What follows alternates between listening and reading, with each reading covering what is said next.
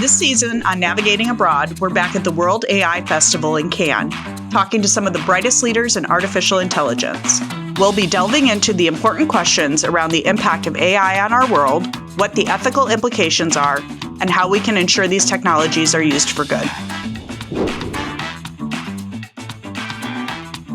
Carsten Kraus is an AI and data science expert, founder, business angel, and multipreneur of several companies.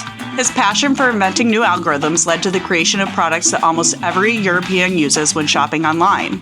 He enjoys sharing his knowledge through publications and lectures and has founded numerous companies, innovations, and patent applications for AI processes.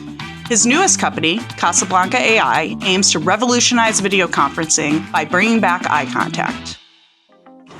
Carsten, so wonderful to see you here today at the World AI Festival, and also to have an opportunity to talk with you on the panel around trends for 2023. Thank you for joining us on Navigating Abroad. Thank you for having me, Lisa. So I know you're a serial entrepreneur. Can you tell us about your start into AI and what got you excited about the field? Oh, that's long ago. So I started my first company during school time, and not so long after I experimented with Eliza, the old chatbot from Joseph Weizenbaum, which originated in 1968.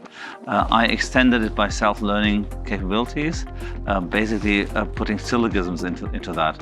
Then later on I experimented with neural networks and also did other machine learning things, and it always fascinated me. But right now, of course, machine learning and AI has gone out of the just fascination and into practice. So on our panel today, we talked about the trends that we're seeing today in the AI market for 2023. Can you share some of your perspectives on where you think we'll all be moving towards going forward? So normally I'm looking further than only 1 year, but something very exciting I expect within the next year is that I think that foundation models, the models which underlie things like ChatGPT, foundation models will move out of the text space and probably also into other spaces. And so right now the world has woken up due to this text generating. I mean, it feels like it really just woke up. Yes.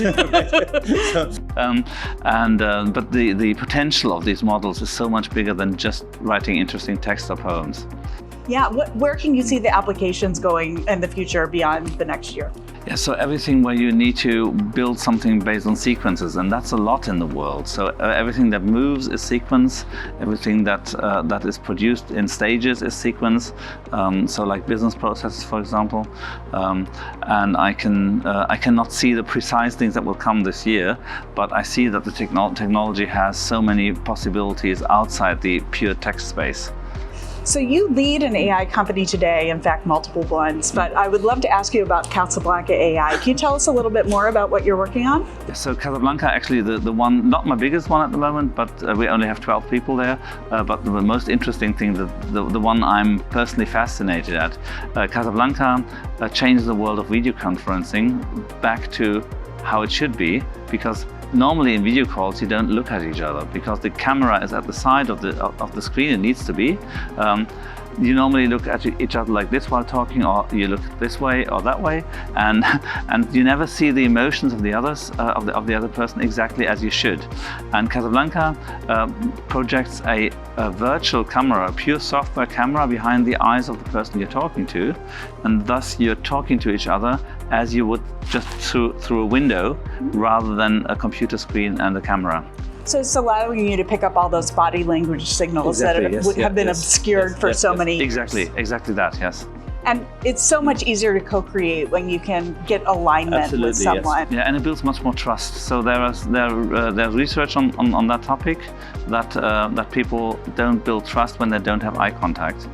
So it will replace a bit more of the real-life meetings, and I would not expect it to replace all real-life meetings, but it will replace some more, which saves a lot of carbon dioxide.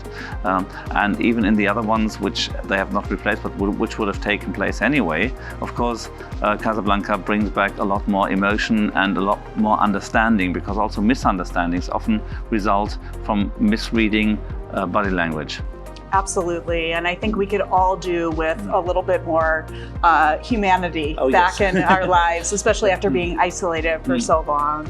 Can you tell us more about some of your other companies, maybe the one that's larger? So the largest company I sold 2 years ago, that was FactFinder. FactFinder was the European market leader for search technology inside large online stores. So we had 40 of the top 100 German companies and 2,000 throughout Europe. So we had, I say, it's just I'm not still part of the company. The company still has these customers. And we were the first to produce a similarity search, a search which accepts misspellings before anybody else could really solve this problem. 2 years before Google started this "Did you mean" thing, wow. We were able to handle this. And in the end, there was a lot more machine learning, optimizing for each customer, understanding the intention behind the query, and so on. But the first beginning was that we were the first to do similarity search. And then, like, another company is also very important for the AI space, which is Omicron Data Solutions. And here we optimize the underlying data which customers have, so customer data, product data, so that you can use it for building strategies for accessing, for targeting customers better, serving them better, and so on. I think data governance and the diversity of data is one of the greatest challenges that many customers are facing today. So it sounds like you're using more modern techniques to start to navigate through that process. Yeah, right.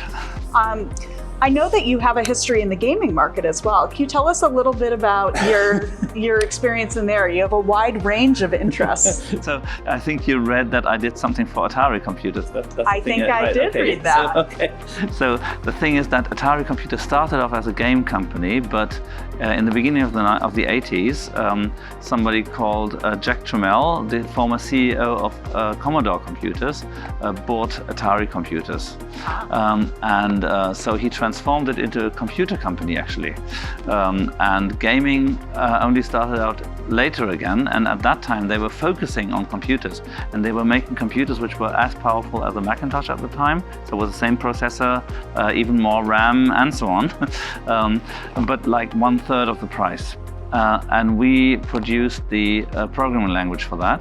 So during my school time, I had an idea how to build the architecture of a programming language interpreter in a different way.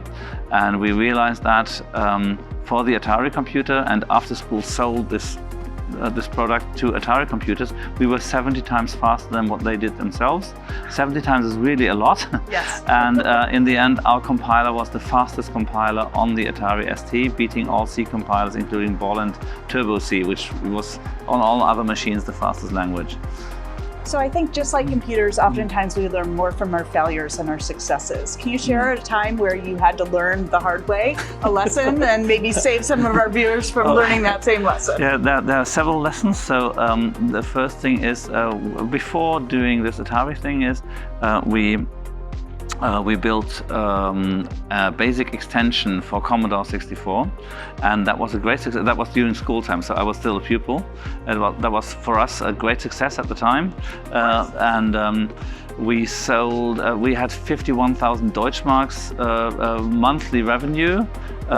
That's good money as a student. Yeah, as a pupil. I was at school. So, and then the pirate copy came out, and on the Commodore 64, pirate copies were really deadly for software companies. So our revenue dropped by a factor of 10, so to 1/10 within 3 months, and the company was out of business, kind of. So for the Atari, we overlearned. So we made it so prohibitive that nobody could copy our technology. It was delivered on a hardware module and so on. Everything was so safe against that. And in the beginning, so before Atari bought it from us, in the beginning we had a hard time selling because nobody could pirate copy and test it. And there were some other competitors out there which were not as good as we, but better than the original Atari product. And so it was actually very important for us that Atari bought it from us, because we had only, like, after 2 years we got about 20% market share, and even though we won all comparison tests and so on, So don't overlearn. That's the first lesson. So learn, but keep in mind that situations around the thing that you learned may have changed. So that's the one thing. Then always the other thing is you have to be able to take losses and recover. I made a number of mistakes which cost a lot of money. So like I did, and a lot of successes that made a lot of money as well. But for example, we built FactFinder Travel. So that was a search technology for the travel industry, and then FactFinder Travel, I invested at that time about 1 million euros, which was a lot of money for us as a 80 people company or so at the time. We never had external investors at the time, so, I failed too slowly, so I should have stopped it earlier. But it was so you could search something online like Christmas holiday on the beach with my little daughter, and we could find it in 2011. Wow. So, and this is now possible with GPT, you can do this, but at the time when people were doing keyword search, you would have found like beaches in Italy with the text closed over Christmas. Because it was just looking for the words. Yeah. So people liked it. We built it into 6 holiday search engines, and end users typed in Mallorca. They never use the technology. That is a great lesson learned as an entrepreneur. Just because it's cool and it works doesn't mean there's market pull for it. So finding that product market fit before you go all in. What's your why? What gets you out of bed and motivated on the days where you're feeling exhausted and you want to come back to the well? That differs, but generally I'm very much motivated by new things. So I'd love to learn. I also speak a number of languages, and I play, I don't know, like 7 instruments or so. And I always love to learn. And if there's something new and challenging, especially if it's challenging, not simple, I'm kind of attracted to it. Very good. So for people that would like to follow your journey, what are the best ways to stay in touch with you? To get in touch with me via LinkedIn. And you can also follow me on Twitter. So on conferences like this, I tweet a lot about the other speakers, not about my own track, of course. So following me on LinkedIn is normally the best way. Wonderful. Thank you so much for your time today. I appreciate it. Okay. Thank you, Lisa.